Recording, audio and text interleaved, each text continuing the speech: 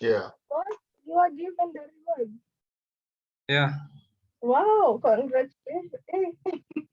Congratulations.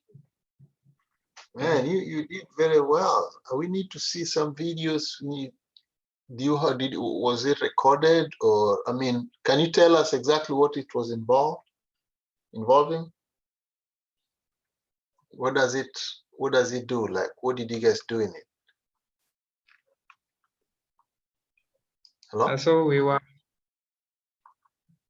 Okay, go ahead. Hello. Yeah, can hear you. Go ahead. Oh yeah. So the project was under the health sector. So you are using a robot in administration of drugs to patients in line with COVID-19 protocols. Okay. So our robot was supposed to administer drugs to patients. So for the patients, so it was kind of a game now. Yeah. So in this game, so we had the casualty section. That was the start zone. So we were supposed to be two teams. That is a blue corner and a red corner.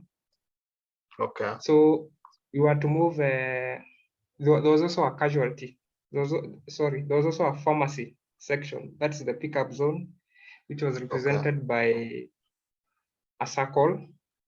Then you had to pick objects.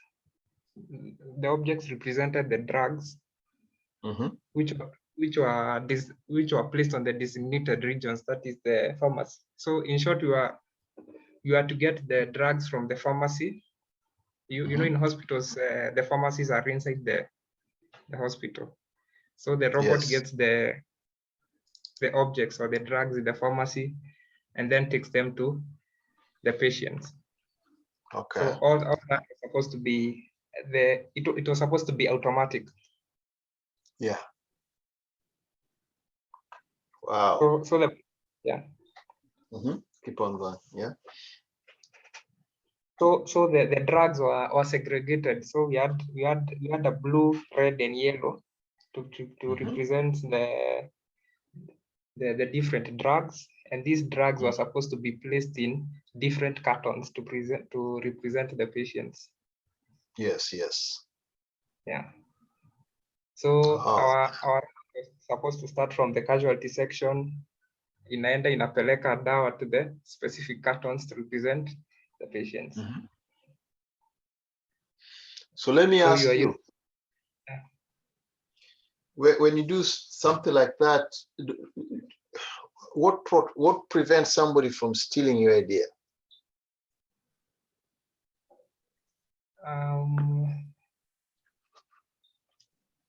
It's not open source, right? Yeah. It's not open to everybody, so it's your idea, right? So you don't want anybody to steal your idea. Yeah. So I actually what if somebody steal your idea and then they go use it? You have any protection, like any patent, any copyright? So we didn't we haven't shared the source code because it was just the code that I used was the one that I used for my final year project. Then I added some code for the robotic arm. So nikagari tu alafu tukaongeza the arm. What language did you use? Still the MicroPython. MicroPython, okay. We used it with an Arduino microcontroller, an Arduino Mega microcontroller. Yeah, so we combined it's like a combination of electrical engineering and electrical and electronic engineering, and let's say data science, because it had a lot of programming. Use a lot of data sets. Yeah. Okay. We had about 294 lines of code. Oh, okay. Yeah. Only 294. Yeah. Okay. Yeah. it's not a good idea to make it so big because of debugging, because Yeah. Mhm. yeah, to try it out, because by the way, we had a field, a black field, so Mhm. that is where we had the. I think if I can show some pictures, it can be. Yeah, you can share some pictures. Sorry, Esther. Esther, your microphone is. God. Did you see the? Esther? Did you see the? I didn't know Kayole is so beautiful like that. That's Kayole or where is that? Is it No, that's not Kayole. That's the thing about that lady. Why did she say she's doing those things? Kayole? No, Kayole. Huh? Yeah. Kitengela. Oh, I was wondering what Kayole. Kayole is not. Yeah, Kitengela is nice. Yeah, they have very good real estate and Yeah, property. those are 17 million. That's really worth it. That's a nice house, like two Mm. floors. I mean, actually three. Yeah. I like.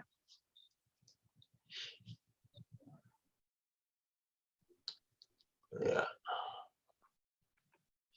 The only part which I did not understand is she's saying she just did those from her savings. She did not take any loan. I don't really believe in that shit.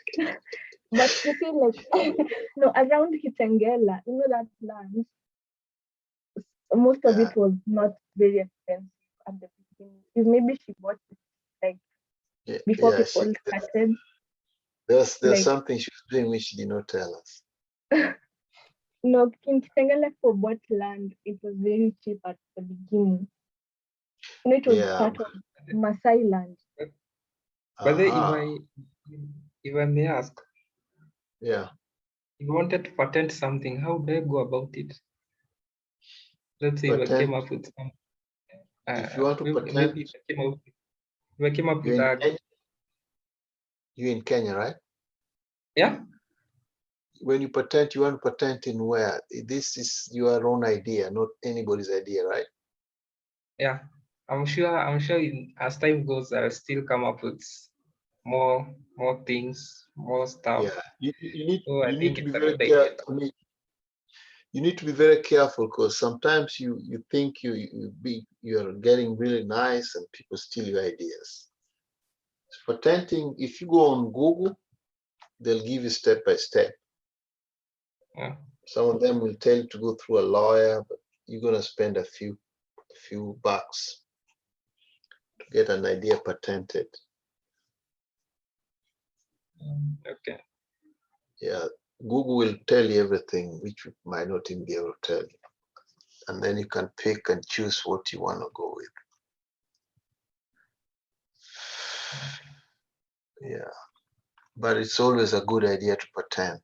If you have a unique idea, block it. So when somebody uses it without your permission, you have the right to sue them. I think I'm going to go, because now I'm thinking of maybe if we can get this robot remote, if it's possible to control this robot remotely, it would be a good idea instead of having it just doing the work automatically. Because Yeah, so you yeah, because when you patients say, are not. okay, at this point, what did you do to control the robot though? Did it have any wireless connection, Bluetooth No, connection, anything? no, So it how are wasn't you supposed to. controlling? Everything was supposed to be in the code. Okay, but I mean, I don't The understand. yeah, the microcontroller Mhm. has a cable. There's a cable that you can connect from your computer to the Mhm. microcontroller. So I had Oh, a okay, long one, a 3 meter. okay, So okay. yeah. So you want to start doing the wireless. So you have to get a chipset which has the Yeah, capability of getting it wireless or through Bluetooth. yeah. So So it I can can do receive Bluetooth. signal. So you have to have an antenna on this robot. The antenna has to be able to receive from the transmitter. So they have to Yeah. be on a certain wavelength and channel. And then you have to be able to code it. Yeah. Yeah. And also if I can integrate the, sorry, I'm not getting any of the photos, but photos of the full, but I can share, share the rules. Maybe we can start then. Okay. Esther, go ahead and just walk us through while Tim is looking for those photos. Okay, since it's just the two of us. So what? Yeah, Esther, is your microphone is really bad. Is it? Yeah, it's not. It's not clear. Yeah, it's getting better, but sometimes I think you move away from it. Oh, okay. So I need to put it like this. Yeah, that would be good. Yeah. Okay.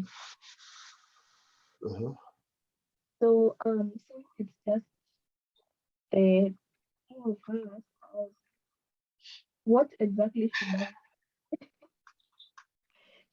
say? we need to get your microphone. Your microphone is not very good, but keep on going anyway.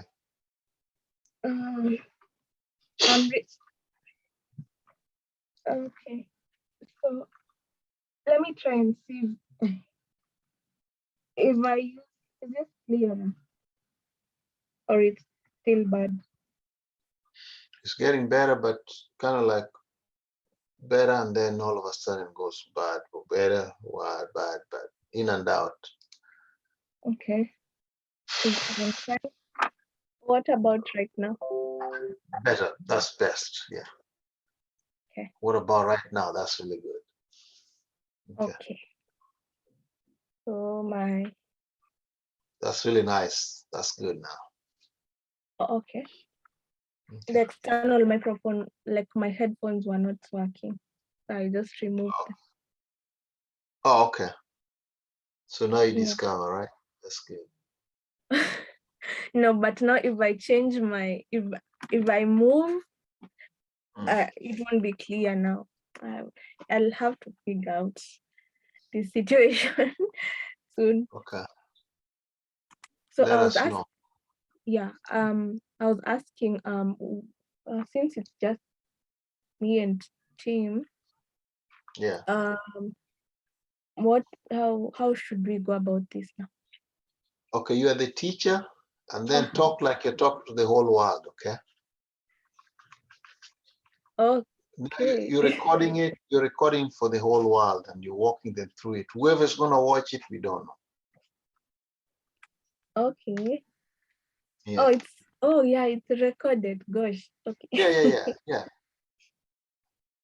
Some of these people will come back and ask, "Hey, I took my boy to the soccer game. Did you record it?" and they did not even tell you they are interested in coming, but they can't make it.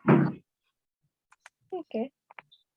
So I think we'll go through like what we covered, like what we did. Yeah. Tim, I'm sorry, go ahead. No, it's okay. I was gonna say, Tim, while Lester is on this, just keep on. We would like to see what you have, and then you might be onto something, man. If you need any help, we can help you with the remote control and all that. Okay. Then you on how to patent it and everything. All right, go ahead, Esther. This was the last thing we did. Like this is the code. Yeah. Nice code. Hide that code. Stolen. #stolen. So I remember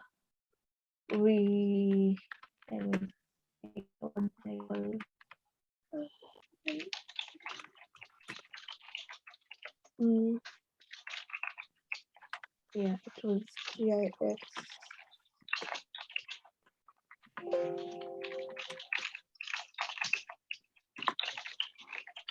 So, and then I'm trying to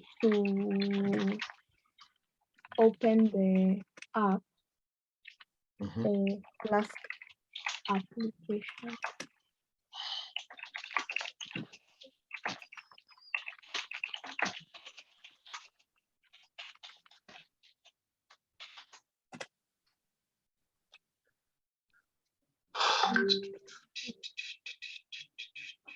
Keep on forgetting.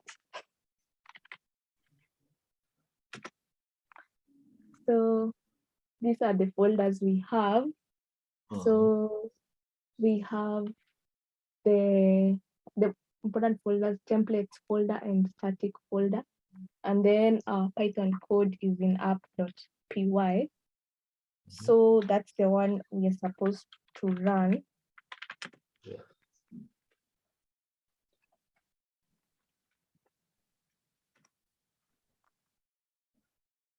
So it's running, and then we copy this To the code. browser. Yeah. Not code, the link, sorry, not code.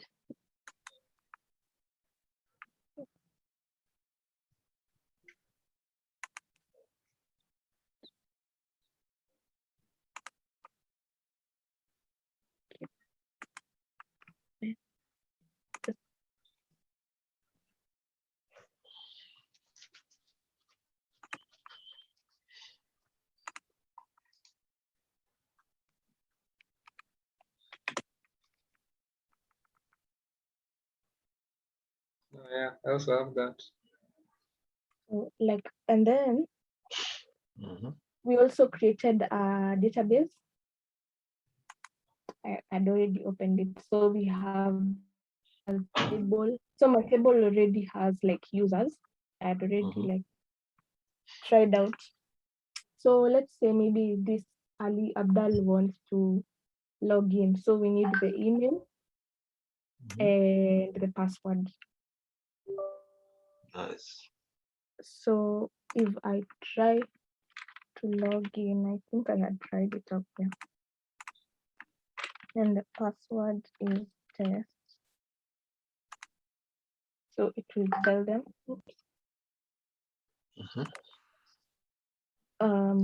welcome Ali. So that is in the logic for that is in the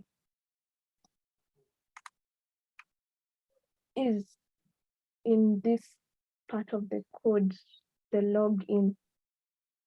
Yeah. So when you enter like the root, the home, the code that the link, once you run the app, it will redirect you to the login. So then there's this function whereby now you enter data, like you do a request. So whatever you enter like in that form, because now it gives you a request, it requests you to enter data like the email and the password. You do a post, like a post is now you like it's an REST API. Please correct me if I'm wrong. Where now it's a REST API, then it sends it's now whatever you enter is sent, but now it is not, it is hidden. Like you cannot be able to access whatever you're sending through the API. So there's post and get. So I think for email and password, use post. Post So will send it, but get will append to the URL. Oh, okay. Also, you're able to see whatever is being sent if you check when you use get. Okay. Yeah, so in this case, what it will do now, it will go and check in your database the data that you entered, and then if it's there, it will. So if now this is true, so if now you enter your you select whichever, now you select from users where the email is whatever email you have entered here, as you can see, and the password, whatever you've entered, and then it fetches that one. So if now that is true, it will now make sure now the session is now logged in, it makes it true, and now returns you to the redirect, which is a home, which is now there's this route, there's where we go back to home. There was, where is it? Can't remember.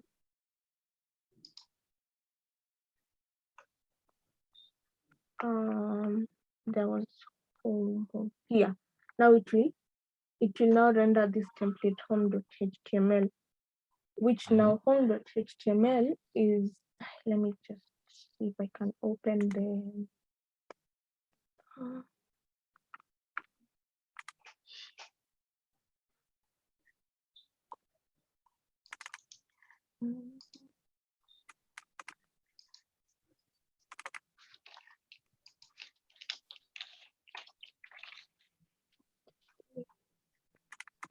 so we have all these templates, like we have about home. So we want to see what does home.html contain. So it just contains this, and as you can see, it is using the Ginger template. Yeah. And now this username is session.username. You remember when we said session.login? Now the email and the password that you entered, it will get now the username of that person and tell them welcome and welcome Ali. So basically that's a brief overview of like a brief overview of what we did so far.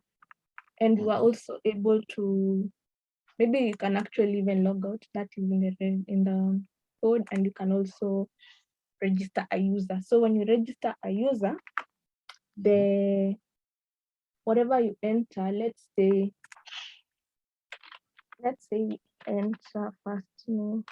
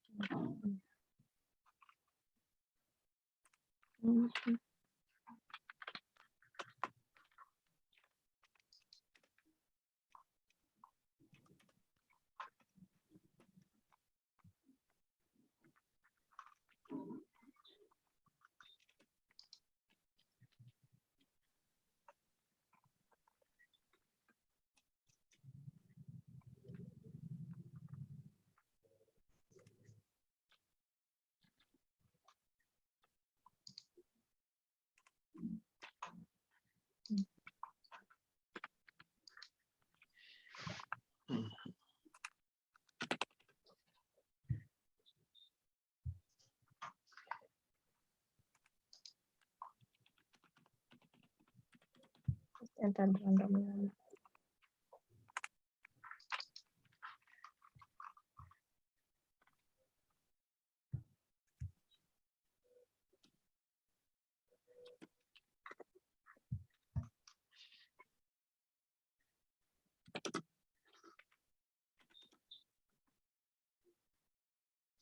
All right, Esther, that's equal sign.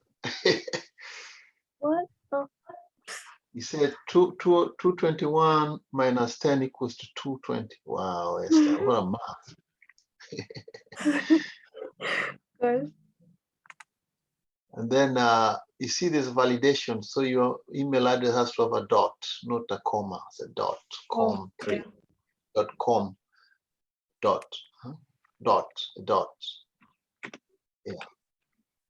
Yeah, there's a validation in this thing. So Yeah, I remember I it's said always good to have. Yeah. Otherwise, you'll be having a lot of crap in your database. Some of them might break your database. Yeah, I remember I did in the HTML. I said name is Yeah. email. HTML5 comes with that built-in, so you just have to have it. Oh, successfully registered. Yeah. So let us Can you see log whether. Oh yeah, now you can try and log in. You want to share with me? I don't know if I have this code anymore. My computer crashed the other day, and I don't think I checked mine to the Okay. GitHub. So you're gonna share with me this one. Just send me. Can share with me on GitHub, and then I'll grab it. Yeah.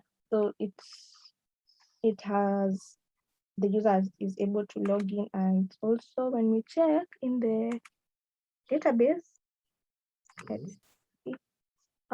Let's select again. The user has been added. So basically, that is what we have with the Flask.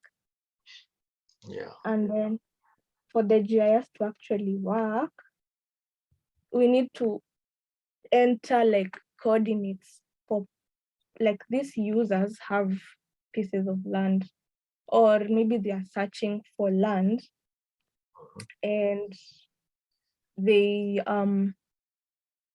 that they are either people who are searching for land or people who have entered. So maybe as an admin, you go and you get data on pieces of land, and now the users are able to search for the land. So when it comes to getting data about any geographical area, we get coordinates, and that's where now the whole GIS thing comes into play. So, and for any geographical data, they are actually unique files and unique data points that are needed to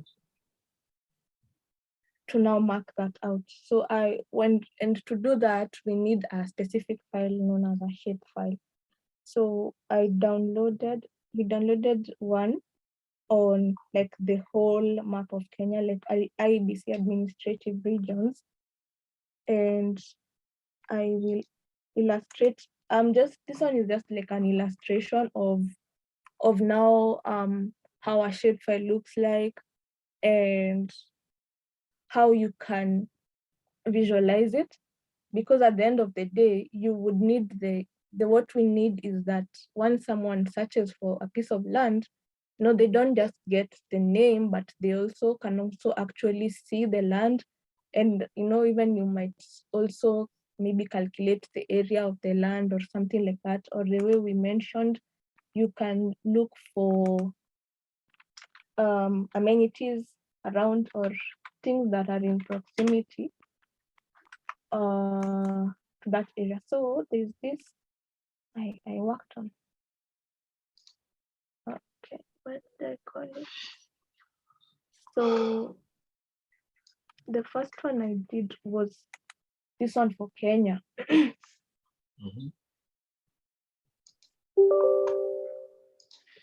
Kenya nchi yetu. Yeah. Tupende daima. Wait, is it this one? Is it true Moi Yes, University one. has gone bankrupt? I have no idea. I don't know. You don't read the newspaper, or you don't listen to the radio? Maybe in Kenya they don't even mention that. Yeah. Oh, the files are still here. So I downloaded. Let me just illustrate what I downloaded.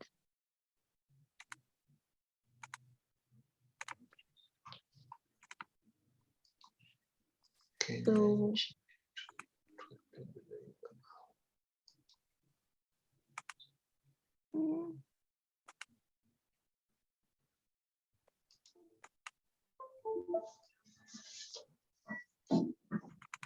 So this is the shape file, shape a folder that contains shape files.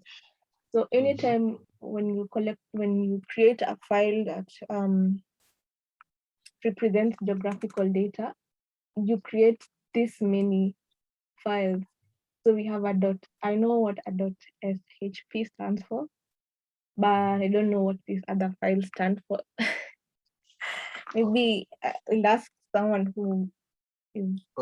Say what again? SBX or what are you looking Yeah, for? this CPG, DBF, CPG. CPG. Let me see. CPG file. CPG file. Those are ArcGIS files. So CPG file. Okay. It's a shape file extension. So the PRG. Okay, let me go get it here. Okay, if you want to go and get CPG is an optional file that can be used to specify the code page of identifying the characters to be used. So let me grab this so you guys can have all this with you. Okay. Thanks to Google. Yeah. We don't even wonder what is the meaning of what. So let me go back here. Got it. And thanks to WhatsApp, now I can call Kenya for free anytime. Yeah. I just pick up a phone call and then I call Lester anytime I want. Long time ago, it used to be like you're mining gold. Call. Yeah. Yeah. Thanks.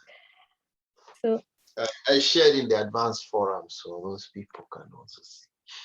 okay. Gives you So every basically, meaning of the file. Every meaning of the file is in there. okay. So and all of them are important. Like if you don't, all they have to work together for the shapefile to actually exist. Those are So the dependencies. Yeah.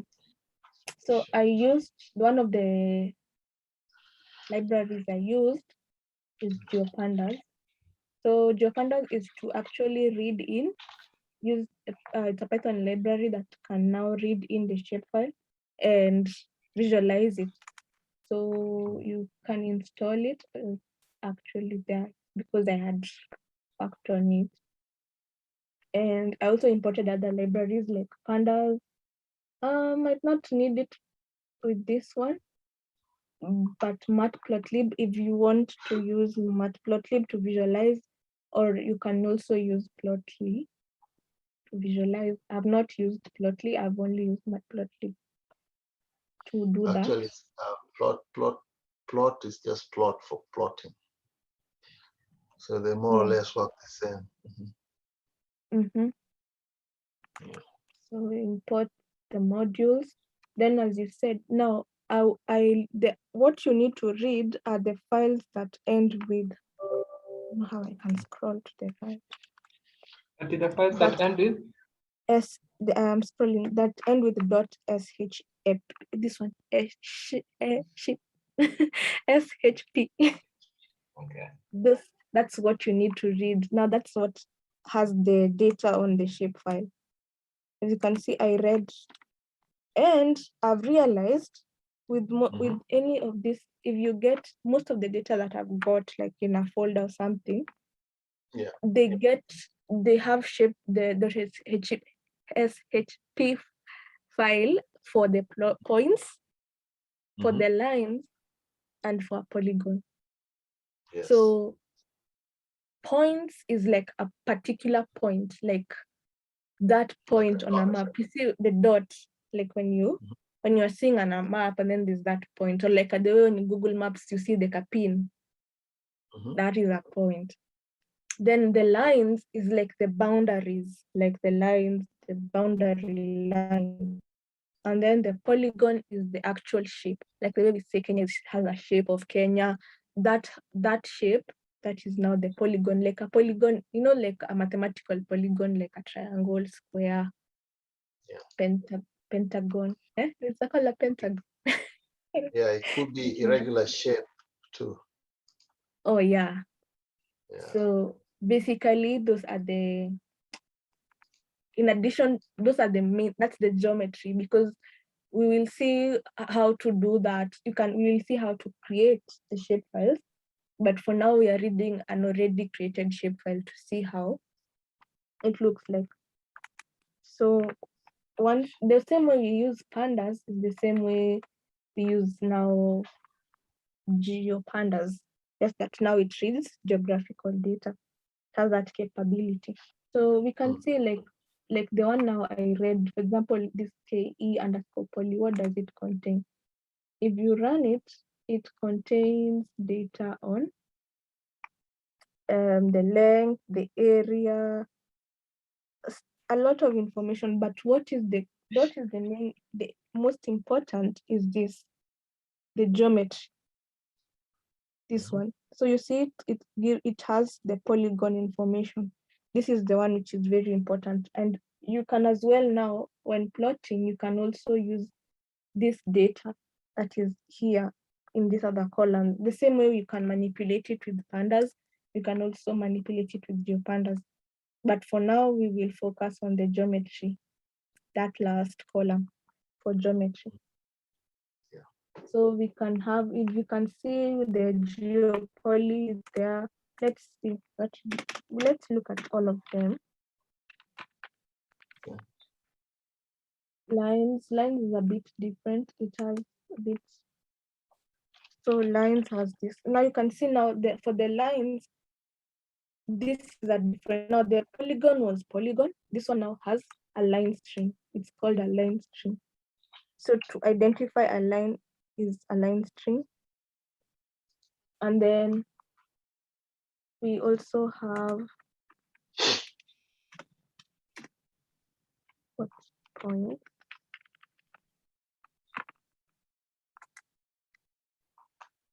So for points, okay. For points, as you can see now, this is just the data is of points of a particular point. 3 points. You scroll. I don't know if it's at the end. Yeah, it's at the end, but these are now points. So to visualize this, okay, let me. Okay.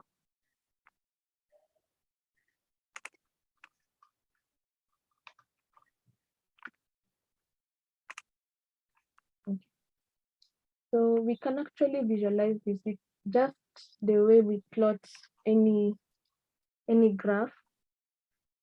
This one gives it different colors. So it colors it according to, as I said, you can use these columns. So it colors it according to different areas. So that I just wanted us to differentiate, to see the individual shapes. So you see, if we run it, you can see individual areas. Individual areas. So that is the polygon. And then as well, you can also run them as subplots. So you can run the line and the points, even the polygon together. But I just did the line and the point because we already did the polygon. So you can have, you see now, these are the lines, because you see now we've done the polygon and the points. So in one map, you can as well even label these points, but I didn't want to label because these ones were too clustered together. And then one interesting thing, you can now lay map on top of another map, like an already created map of the world, an open source. So there's this library I found very interesting. It's called that contextly.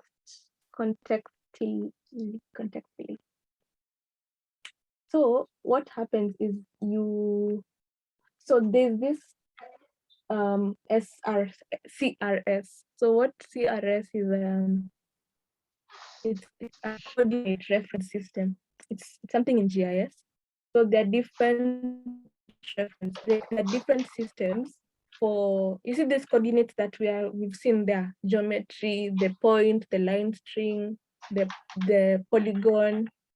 Those reference systems were set, like they're set by, I think, by the ESRI. The ESRI is like a body that governs all this GIS stuff. So I am talking from what I've seen on Google. So to be able to, what we want to do at the moment is to make these coordinates be accessible on the web. So to be able to do this, we make sure that the reference system is EPSG 3857. That value makes the coordinates, it changes them to a format that is web friendly. I know by convention it's 48, it's normally set to a different number. We'll see it when you're creating the shape files. There's always a conventional EPSG,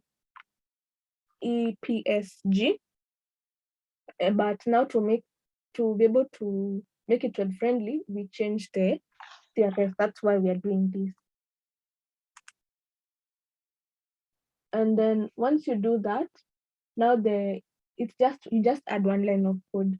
So you import the library that we installed, and then we just create the map the way we did at the top here. But now just add this line, ctx.add this map. So there are normally various available base maps. So I just inserted the default, and when you do that, yeah. So you see now it's pulled out the map and that information. You can take this base map as much as you want, but I just wanted to illustrate this. So maybe if you had like a HTML page or something, you can render this. So that's it for like a simple overview of how like GIS, points, polygons, and lines. So how do these things come up? How can we like create a shapefile?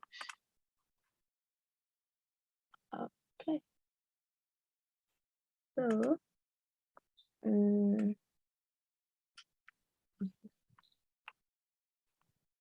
yeah.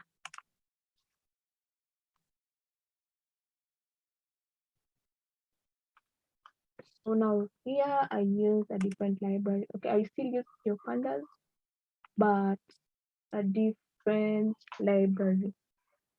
So sometimes, okay, so what we really want to do in our project is when the user or someone, the admin enters, or whoever is collecting the data should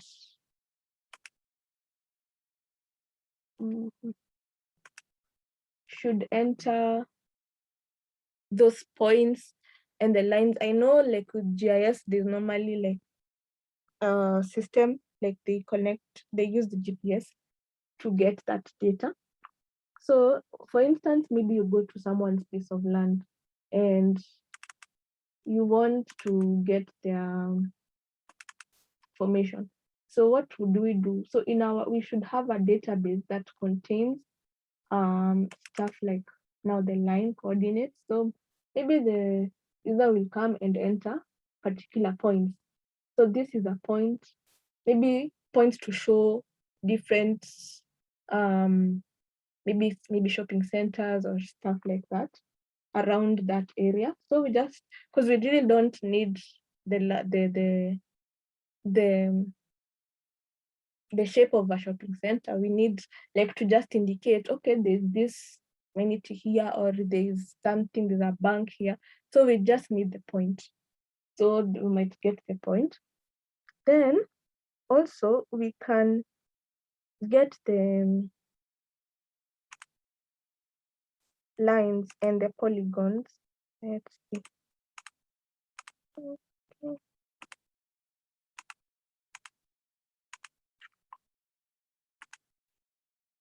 So we can get the polygon. So like you can, as you can see, all this whole thing is the shape of just, this is one shape. All this is one shape because, as you mentioned, a polygon has many points because what is a line is a connection between 2 points. So it has many points, and these points have many lines. So they're lines put together and stuff like that. So you need to collect that data.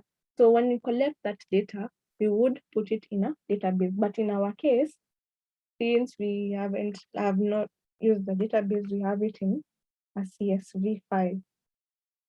So what do we need to do with this? So what we need to do with these points collected, what we expect to have is that once we have them in a database, say maybe a user says, okay, I need information about this particular land, maybe number 105.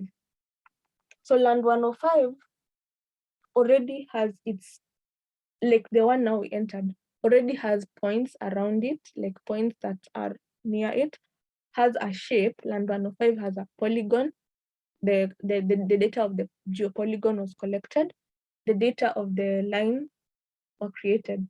So what we expect at the end is that when the user clicks and says that they want to see this land, on the fly, we need to have code that would create a shapefile of that land to display it to the user. So how do we do that? So let us assume we have that.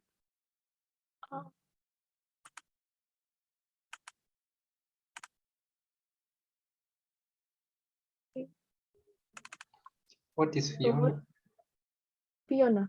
Fiona is a library just like GeoPandas. So Fiona is the library that we are going to use to generate shapefiles. Actually, Fiona is incorporated in GeoPandas. Okay. So these are the files we need to use. So from these files, let us assume this is the data we have in our database. So let's install Fiona, because that's what we want to use. So once it has successfully been installed, we need Fiona and Pandas first. So Pandas is to be able to see what we are working with. Remember, we can use Pandas to read a CSV. So first we should create the point shapefile. Now we'll actually see how all those files are generated in that folder that we saw for Kenya. So we read the CSV normally, like how we do.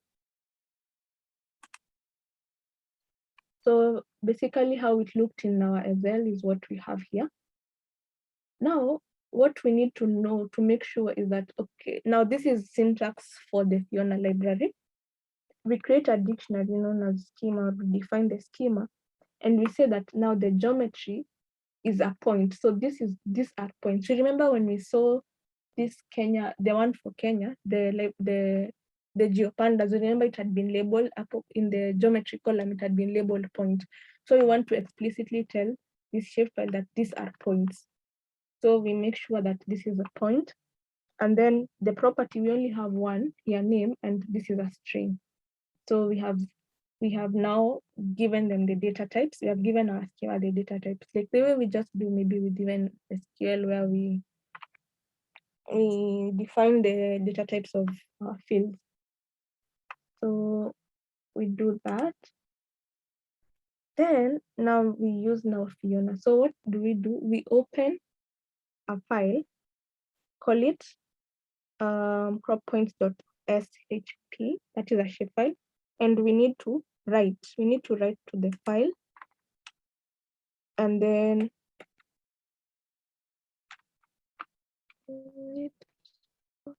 let me just minimize this. Too small.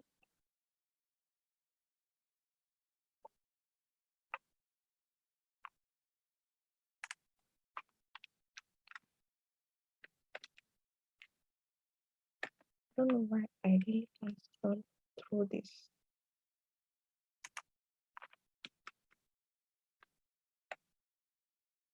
Okay, I think it's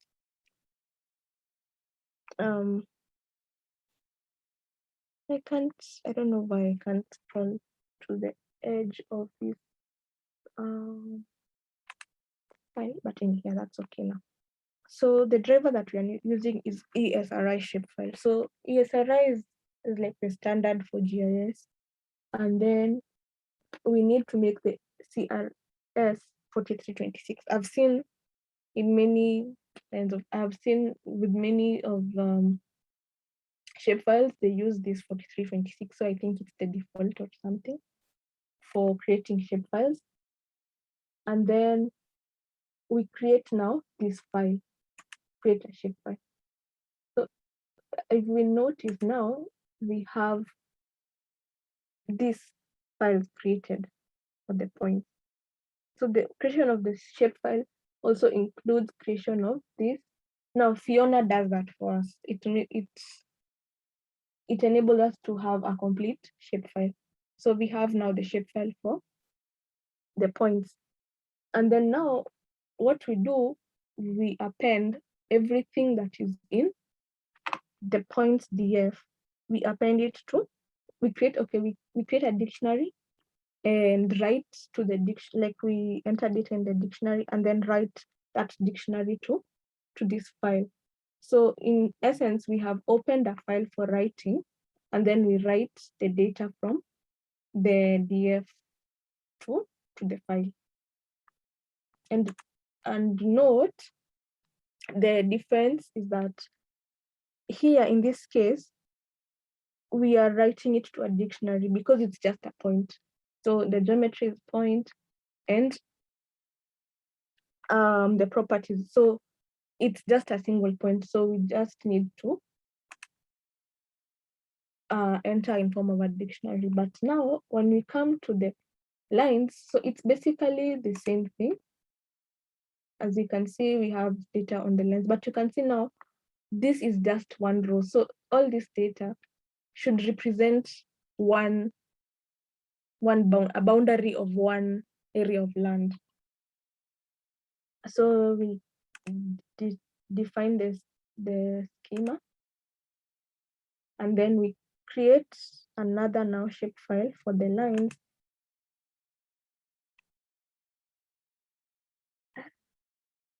I created.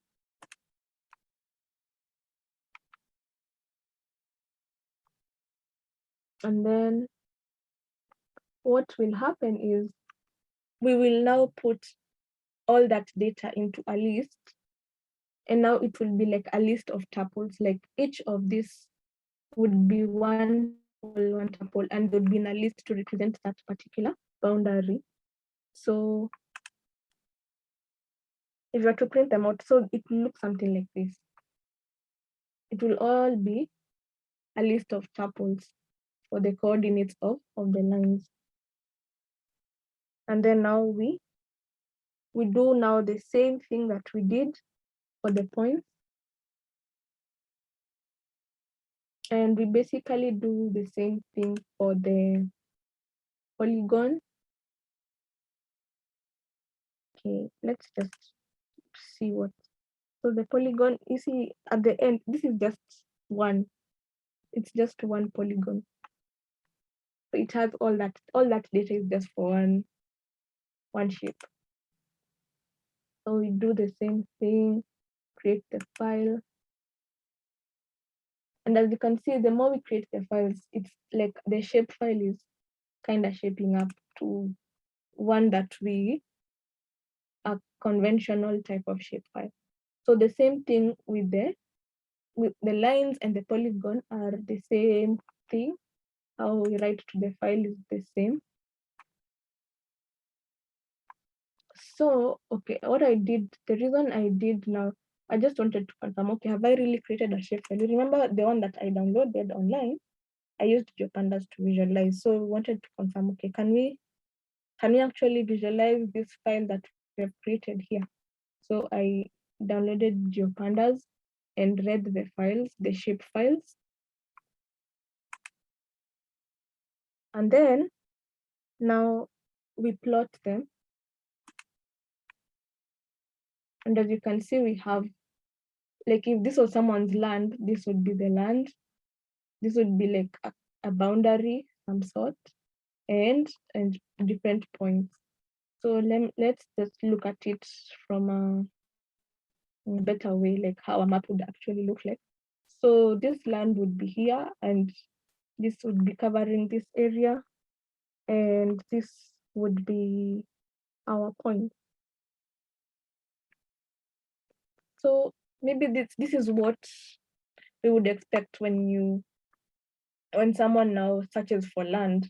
They would be able to see the shape of how vast the land is, and maybe what are near that area and stuff like that.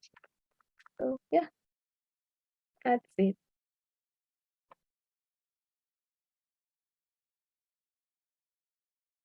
Fantastic. Esther, you got it. Now you see, Mhm. you see how you did it? That's very nice. So Mm, it's easy now to actually envision exactly where we headed, right? yeah. So if let's say the Ministry of Land, I don't know what they call them nowadays, but if they give us the data sets, our software should be able to grab those points and generate a shapefile on the fly.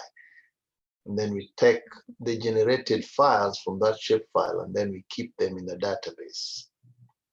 So a shapefile with related dependencies kept in a database, they will be pointing, let's say if it's for Esther's land located in Naivasha, land 209, is going to be Esther, the name of the person who owns the land, and the land number is 209. The county, let's say it's Nakuru County. The land is located in Naivasha. So it will be easy now to search for that piece and be able to grab it, display the way you're displaying it on the screen, but with the name of the landowner, the county where the land is at, the city where the land is located, and of course the land name, I mean the land number, the value of the land, and the value will be in terms of how many, like at that particular point in time, how much is the piece. And of course, with time, maybe you can put some intelligence in it. Okay, maybe you say, okay, we would like to know, okay, if it's a land in Gilgil, now the road is passing by, then the value of this land, probably if it was this much before this road, now this land should be, based on this new development, should be able to add at least some value. But that's story for another day. But this is exactly what we envision it. You can generate a land number, a land a shape on the fly from our application. So you got it, Esther. That's it.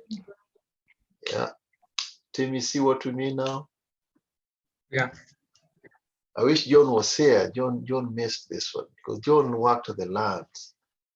So he could have been of some more help to us here. But this is exactly where we headed. We barely touching the surface. Okay. Yeah. Esther, now you're a nyang'au in this thing. However, I would need more. So imagine, you see the files on the left? Okay, those range of files, those ones, we will be able to store them in the database. Why do we have to store those in the database? So that they can be indexed and also so that they can have persistence. And then we link them to the owner of the land number, the value of the land, and all, like you see all these dots, those could probably be indication of different, let's say a land is located next to, let's say it's in Buruburu somewhere. So, oh, it's next to a shopping center.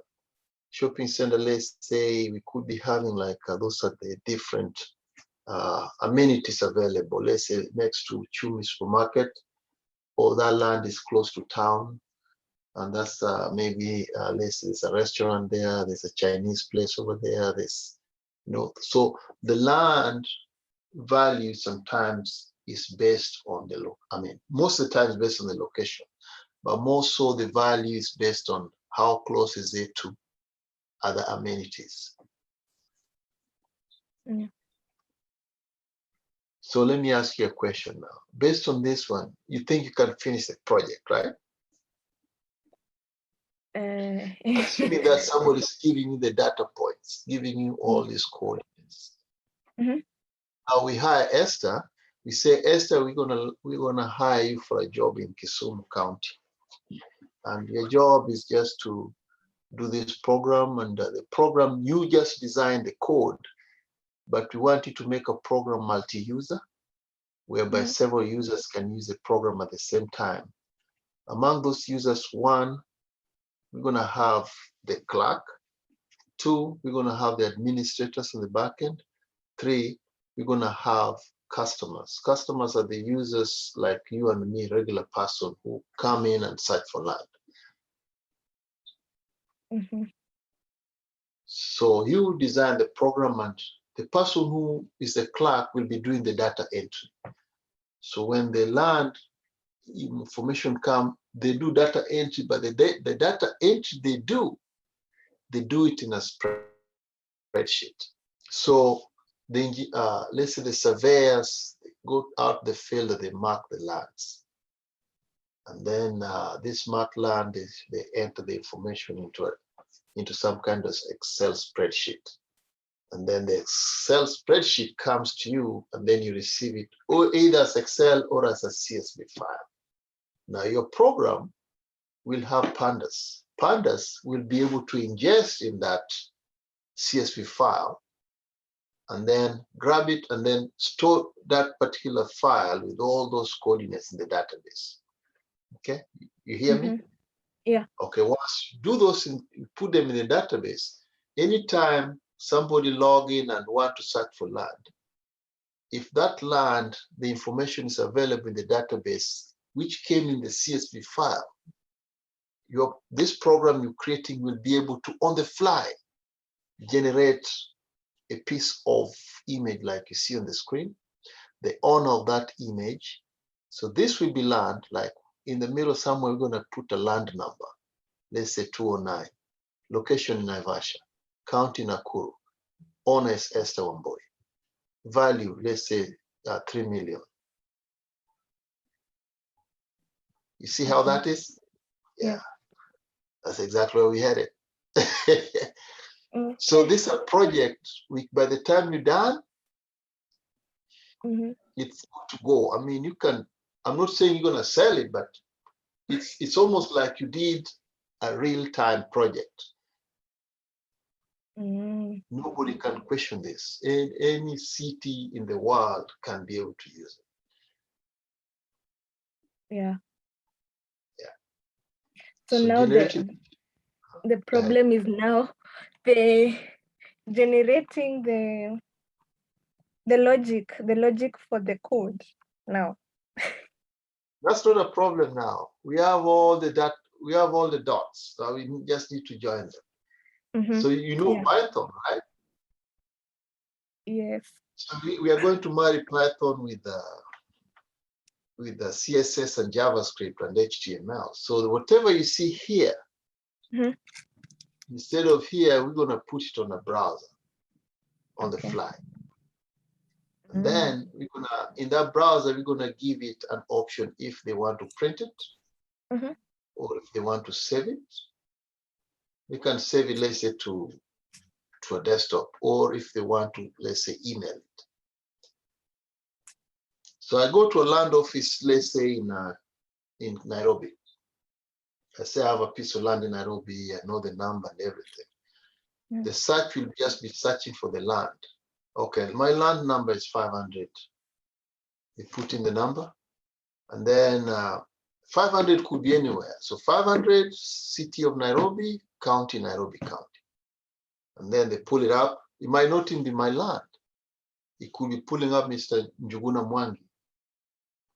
But I say I'm looking for this piece because Njuguna Mwangi wants to sell it to me, but I want to confirm a few details.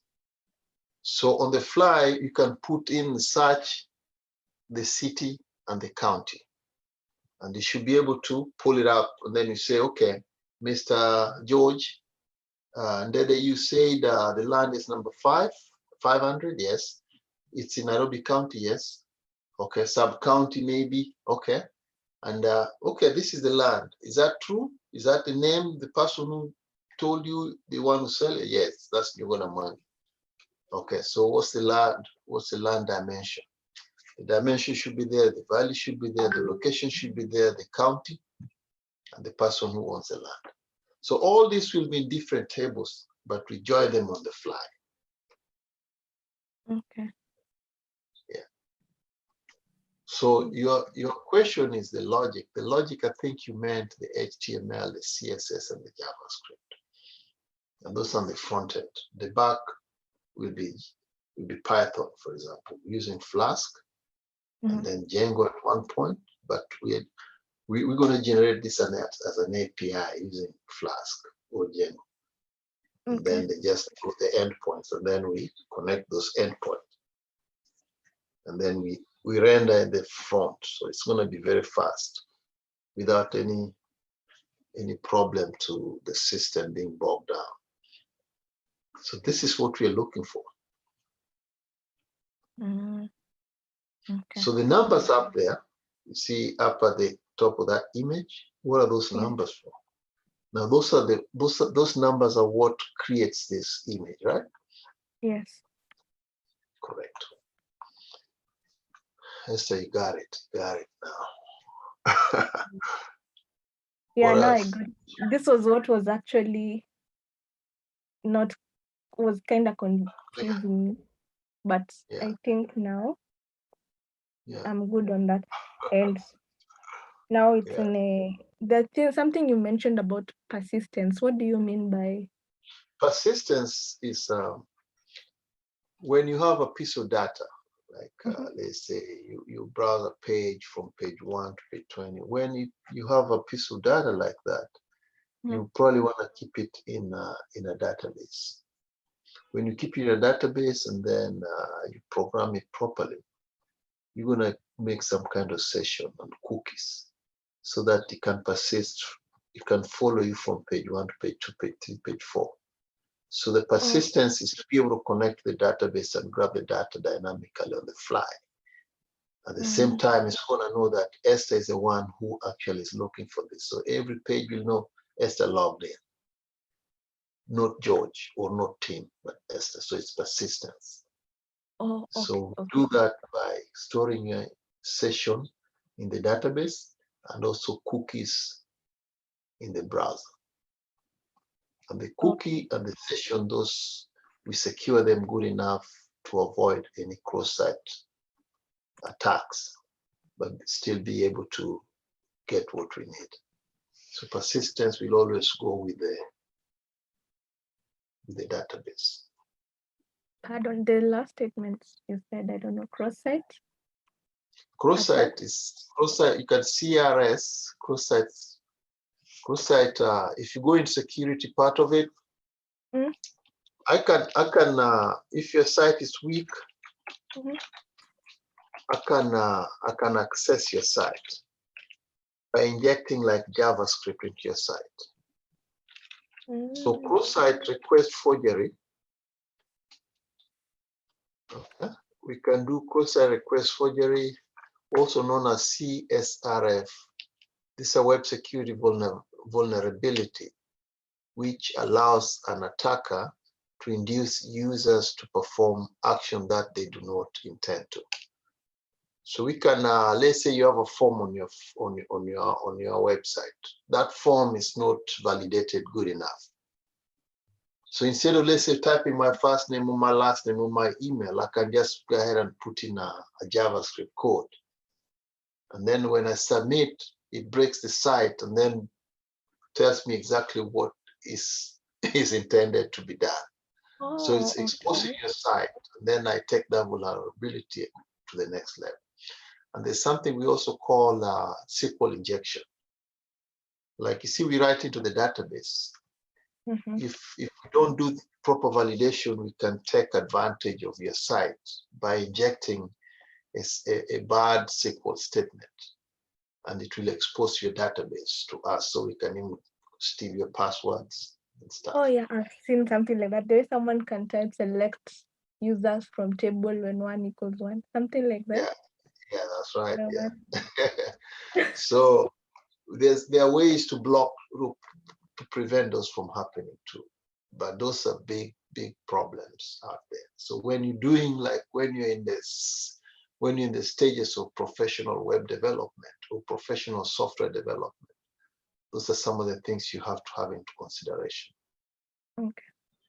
If you don't, then you're going to have a problem. Your site can be hacked, and your customer information will be stolen and probably sold to other people. And where cases whereby, like, you have very sensitive information, like here in the US, we have social security numbers, we have credit card numbers, we have people's phone numbers, email addresses, date of birth. Those are very specific individual information. You don't want to give that to anybody for any type of money. But if you don't do good programming, then you're going to expose your site to people stealing that information, and they sell it in the black market, and that will put a lot of risk to your users. And then when your users are at risk, that's not a good thing, especially if you realize that your site exposed to people, to that kind of vulnerability. It's really very heart-wrenching. It can be a nightmare. Yeah, I think you can be sued. Yeah, that's bad. That's really bad. So, yeah, I also have another question. Now on this one. So you mentioned, you've really talked about sessions. Yes. So here we've done go ahead. session. Sorry. So like when you say session, there's a part of this code that was not clear. Let me look where we started with the session. I was like, what does it mean by session? Like when we did. Okay. So you want me to explain the session? Like you say, when if log this, so you have a function. So session first, okay? I'm gonna break it down in very simple English. When you log into a website, immediately it creates a session for you, and that session will carry from page to page, and it will know Esther is the one who logged in. So the session is a unique string which is automatically created by a website.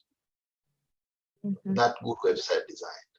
So that session, in addition to your username and password, the session is going to be unique and it will follow you. That way you can go, let's say you log into your Google account.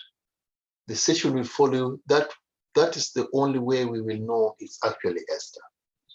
So here, if you look at line number 46, you say this is a function. Say if indeed whoever that is actually logged in, then we go ahead and inject that login into a session.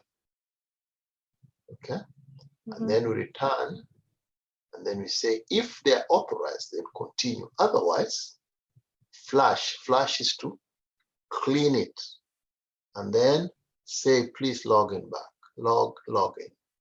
It's dangerous, and then redirects and then asks you to go back and log in. But if session is correct between line 46 and 47, Then we return, yes, that's correct. This is the true person who logged in. Otherwise, if they're not logged in, then no, 48 will be invoked, 49 will clear that session, and then 46 will redirect them back to the login and will take them to number 39. Line number 39 will return them to login page. So session is a unique string of characters and numbers. So session is to the back end of the server side, and cookies is to the front end. On the front end side, like the HTML, the CSS, and the Java, and the JavaScript, that will be on the cookie side. So cookies and session will work in tandem. All right. So without session, you cannot even do very good. Let's say you can, of course you can browse a website, but anytime you want to buy something, they'll tell you, we would like you to register, so that they can create a session for you to customize and personalize your experience. Yeah. Okay. I'll get it now. Okay. Any other question you have? No, so far, no, maybe. Okay. Yeah. Tim, you have any question? No. Maybe maybe if Esther can share that Kenya SHPD notebook. Okay. Esther, can you share with us those in GitHub, and then just give us a link, but upload stuff in the GitHub. I put them on GitHub. You can put on GitHub and then have a README in there, so they can give instructions on how to. Okay, I'll do that. Just make sure you put your name on your code. Yeah.